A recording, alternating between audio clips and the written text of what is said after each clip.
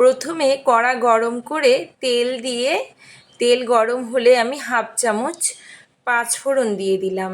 এতে একটা কাঁচা লঙ্কা দিয়ে ভেজে নিলাম। এবারে আমি আলু ঝিরিঝিরি করে কেটে রেখেছিলাম, সেগুলোকে একটু সাঁতলে নিচ্ছি।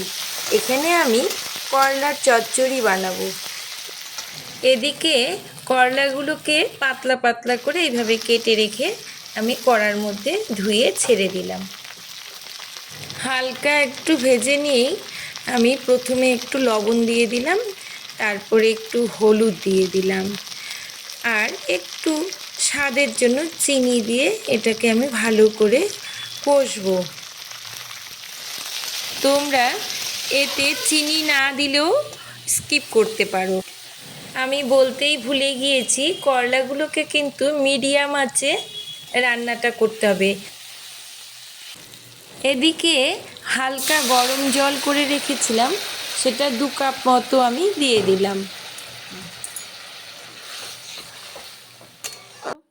করলাগুলো জল দেওয়ার পরে এরকম আস্তে আস্তে নাড়াচাড়া করে সুন্দর করে মাখো মাখো হয়ে এলেই রেডি হয়ে যাবে আমাদের করলার চচ্চড়ি বিনা মশলায়। হরে কৃষ্ণ।